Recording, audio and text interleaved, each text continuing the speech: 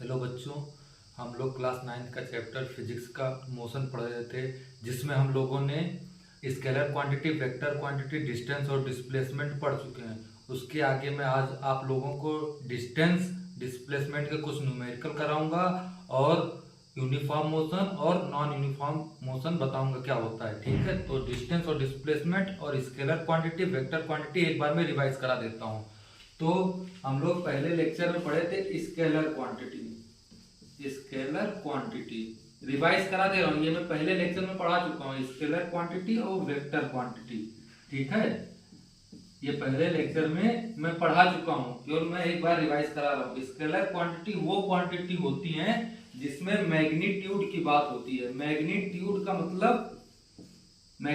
मतलब जिसमें केवल न्यूमेरिकल वैल्यू दी गई हो, न्यूमेरिकल वैल्यू दी गई हो। ठीक है, जैसे मास। ठीक है, एग्जाम्पल मास हो गया, मास 50 केजी।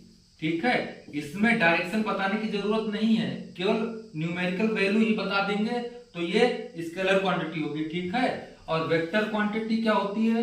वेक्टर क्वांटिटी जिसमें मैग्नीट्यूड के साथ साथ मैग्नीट्यूड प्लस डायरेक्शन, मैग्नीट्यूड के साथ साथ डायरेक्शन भी बताया जाए। जैसे वेलोसिटी, पहले लेक्चर में मैं समझा चुका हूं, एक बार रिवाइज कर दे रहा हूं। वेलोसिटी और फोर्स जैसे, और बहुत सारे ETC, बहुत सारे एग्जांपल हो जाएंगे।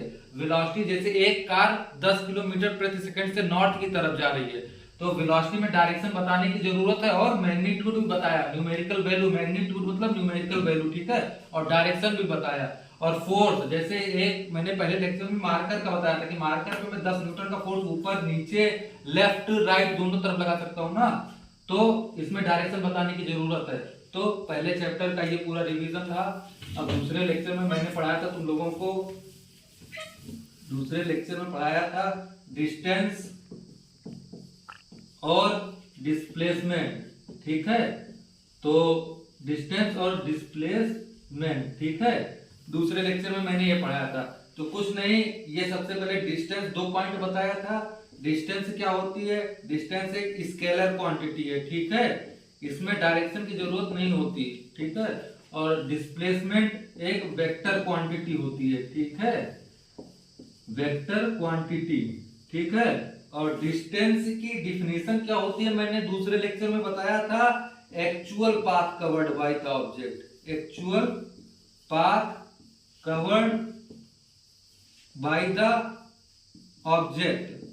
ठीक है, actual path covered by the object. और दूसरा डिस्प्लेसमेंट क्या होता है? Shortest path, shortest path. ठीक है, और ये शेप को चेंज कर देता है, शेप चेंजेस। ठीक है, displacement it does not change shape. ठीक है, मैंने तुम लोगों को दूसरे लेक्चर में डिस्टेंस और डिस्प्लेसमेंट अच्छे से समझाया था। ठीक, पॉइंट ए पॉइंट बी, मतलब ए से बी तक जाने में कितने रास्ते हो सकते हैं, डिस्टेंस क्या होगा, डिस्प्लेसमेंट क्या होगा, ये सब दूसरे लेक्चर में मैंने पढ़ा दिया है। ठीक है, आज मैं इन दोनों पे न्यूमेरिकल बताऊंगा, कैसे न्यूमेरिकल सॉल्व करते हैं। ठीक है, तीसरे लेक्चर में।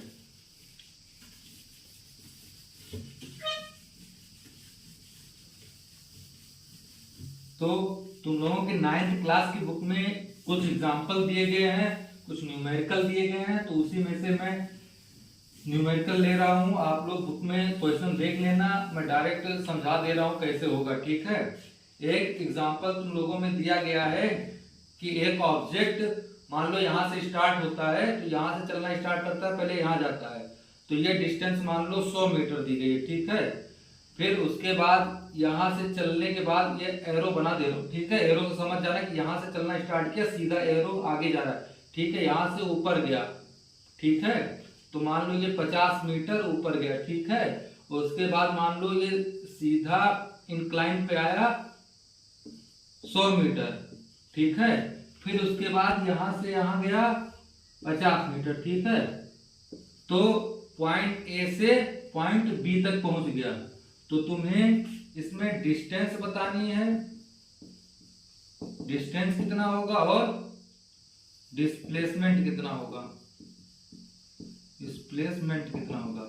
और मान लो ये दूरी तुम्हारी दी गई है 10 मीटर। ठीक है, तो देखो सबसे पहले डिस्टेंस कैसे निकालेंगे। तो डिस्टेंस की डिफिनेशन मैंने क्या बताई थी, actual path covered by the object, मतलब ऑब्जेक्ट किस पाथ पर चल के गया है।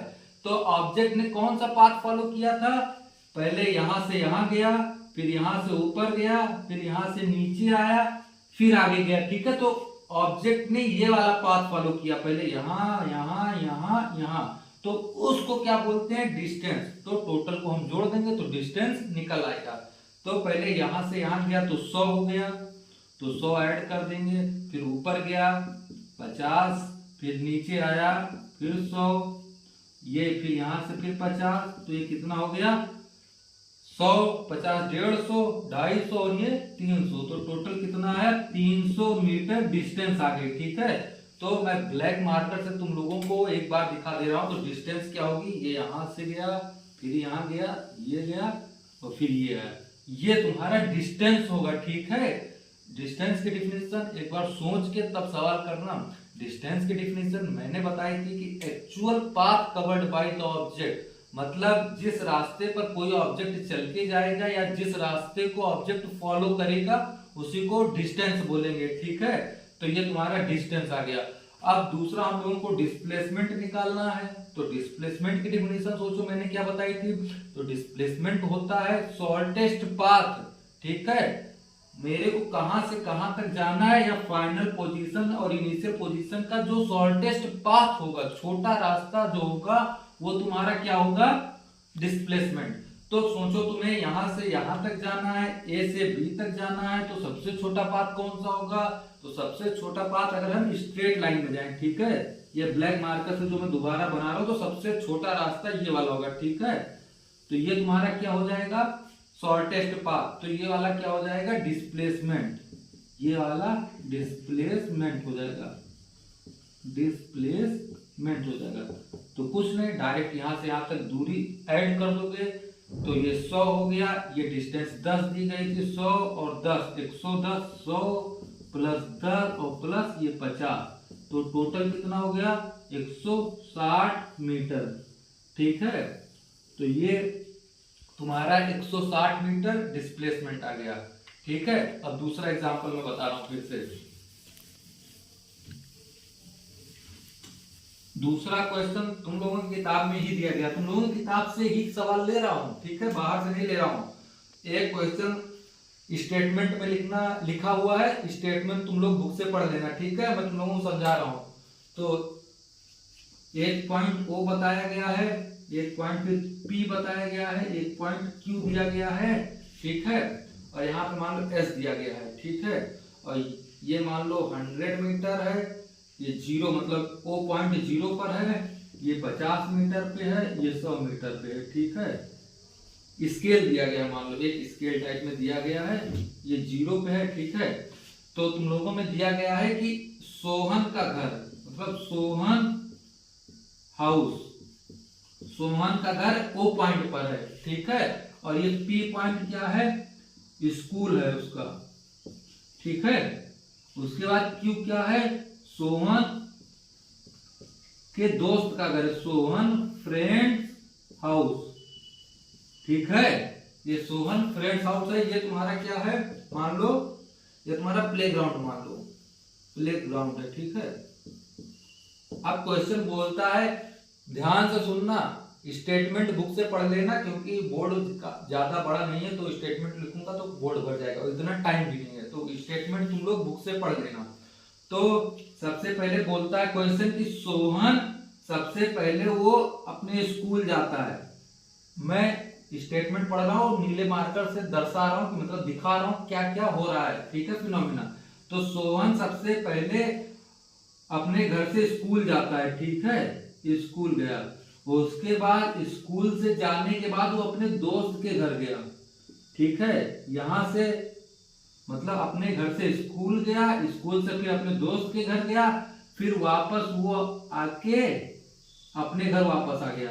तो पहले सोहन क्या किया, स्कूल गया, स्कूल के बाद अपने दोस्त के घर गया, फिर दोस्त के घर से वापस स्कूल अपने घर आ गया। ठीक है, वो अपने घर वापस आ गया। तो तुम लोगों को इस केस में डिस्टेंस बताना है, डिस्टेंस क्या होगी और डिस्प्लेसमेंट क्या होगी, डिस्प्लेसमेंट। ठीक है, तो फिर सोचो मैंने डिस्टेंस की डिफिनेशन क्या बताई थी। डिस्टेंस होता है कि जिस पाथ पर ऑब्जेक्ट चल के जाए, ठीक है, total path covered by the object या actual path covered by the object. तो पहले सोहन क्या करता है, अपने स्कूल जाता है, स्कूल से फिर अपने दोस्त के घर जाता है, फिर दोस्त के घर से वापस कहाँ आता है, घर आ जाता है। ठीक है, तो टोटल कितना चला ये, तो टोटल कितना चला 50। पहले अपने स्कूल गया, फिर ये 50, ये टोटल डिस्टेंस कितनी होगी 50 ही तो होगी। ठीक है, तो 50 अपने घर गया, वो स्कूल गया, स्कूल से फिर अपने दोस्त के घर गया, तो टोटल 100 चला। फिर अपने दोस्त के घर से फिर वापस कहाँ गया, अपने घर आ गया, तो टोटल डिस्टेंस कितनी हो गई 200 मीटर। ठीक है, और डिस्प्लेसमेंट मैंने क्या बताया था कि शॉर्टेस्ट पाथ या फिर final position minus initial position. तो उसकी फाइनल पोजीशन भी वही है, मतलब जहां से शुरू किया था और जहां पे जाना था वापस वही घूम के आ गया, तो डिस्प्लेसमेंट क्या हो गया 0। क्योंकि फाइनल पोजीशन, इसका मैं सॉल्यूशन लिख देता हूं, इसका मतलब 0 क्यों हुआ, इसका हुआ final position and initial position same, initial position same, इसीलिए तुम्हारा डिस्प्लेसमेंट 0 हो गया। ठीक है, तो डिस्टेंस तुम्हारा 200 मीटर आ गया, डिस्प्लेसमेंट 0 आ गया। तो इस पॉइंट पर ध्यान देना कि 0 क्यों आया, क्योंकि उसका क्या था, फाइनल पोजीशन और दोनों सेम था, इसीलिए तुम्हारा डिस्प्लेसमेंट 0 हो गया। तीसरे एग्जांपल पे आते हैं। ठीक है, तीसरा एग्जांपल थोड़ा अच्छा है, ये सवाल अच्छे से कर ले जाओगे तो 11th में भी हेल्प मिलेगी तुम लोगों की। ठीक है, तो तीसरा एग्जांपल है, ये एक ऑब्जेक्ट पहले चलना स्टार्ट करता है पॉइंट ए से। ठीक है, ए से चलना स्टार्ट करता है, ए से बी पे जाता है। ठीक है, तो जो तुम्हारा मान लो 3 मीटर है। ठीक है, फिर 3 से बी से फिर सी पे जाता है। ठीक है, जो ये 4 मीटर है। ठीक है, तो तुम लोगों को इस केस में फाइनली सी पे पहुंचा, ए से चल के सी पे पहुंचा है, तो तुम लोगों को डिस्टेंस बतानी है और डिस्प्लेसमेंट। ठीक है, तो डिस्टेंस फिर सोचो, इससे मैंने डिफिनेशन क्या बताई थी, total path covered by the object या actual path covered by the object, जिस पाथ पर कोई ऑब्जेक्ट चल के गया हो या फिर कोई ऑब्जेक्ट जिस पाथ को फॉलो किया हो, टोटल डिस्टेंस, टोटल मतलब कितने पाथ को कवर किया है। तो पहले ए से बी गया, फिर बी से सी गया, तो टोटल कितना चला 4 और 3 कितना हो गया, तो डिस्टेंस की वैल्यू कितनी आ गई 7 मीटर। ठीक है, ये मीटर लिखा है। उसके बाद अब डिस्प्लेसमेंट की डिफिनेशन सोचनी है। डिस्प्लेसमेंट की डिफिनेशन क्या बताई थी, शॉर्टेस्ट पाथ। तो यहां से यहां तक जाने में सबसे छोटा रास्ता कौन सा होगा, ध्यान से सोचना, तो सबसे छोटा रास्ता ये वाला होगा जो ब्लू मार्कर से बना रहा हूं। ठीक है, तो सबसे छोटा रास्ता ये होगा ब्लू वाले से। ठीक है, तो तुम्हें ये पता है ये वाला, अगर ये क्या हो गया, यही तो डिस्प्लेसमेंट हो गया। अगर ये वाला मेरे को ये वाली लाइन पता चल जाए तो डिस्प्लेसमेंट पता चल जाएगा ना। अब थोड़ा दिमाग लगाना पड़ेगा कि ये आएगा कैसे, तो इसके लिए तुम लोग मैथ में पढ़ते होंगे पाइथागोरस थ्योरम। ये तुम्हारा परपेंडिकुलर, ये बेस और ये हाइपोटेनियस। ठीक है, तो तुम्हें परपेंडिकुलर भी पता है, बेस भी पता है, हाइपोटेनियस निकालना है, तो पाइथागोरस थ्योरम करके ये तुम्हारा हाइपोटेनस आ जाएगा। तो हाइपोटेनस मतलब अगर हाइपोटेनस आ गया तुम्हारा डिस्प्लेसमेंट आ जाएगा। तो पाइथागोरस थ्योरम लगा दोगे, पाइथागोरस थ्योरम लगा दोगे तो तुम्हारा आ जाएगा AC का स्क्वायर बराबर, क्योंकि AC क्या है हाइपोटेनस ना, हाइपोटेनस का स्क्वायर बराबर परपेंडिकुलर मतलब BC का स्क्वायर और प्लस बेस का स्क्वायर प्लस AB का स्क्वायर। तो तुमको AC का निकालना है, तो BC की वैल्यू कितनी है 4 का स्क्वायर, मतलब 4 का स्क्वायर प्लस 3 का स्क्वायर, तो ये कितना हो जाएगा 16 प्लस 9, तो AC स्क्वायर की वैल्यू 25 आ जाएगी। और तो AC की वैल्यू 5 आ जाएगी, अंडर रूट ले लोगे तो, स्क्वायर रूट ले लोगे तो अंडर रूट ले लोगे, ठीक है। तो AC तुम्हें कितना पता चल गया, तो डिस्प्लेसमेंट कितना हो गया, 5 के बराबर हो गया ना, तो डिस्प्लेसमेंट की वैल्यू 5 आ गई, ठीक है। ये तुम्हारा डिस्टेंस डिस्प्लेसमेंट हो गया। 2-3 बातें और है, अगले लेक्चर में बताऊंगा, लेकिन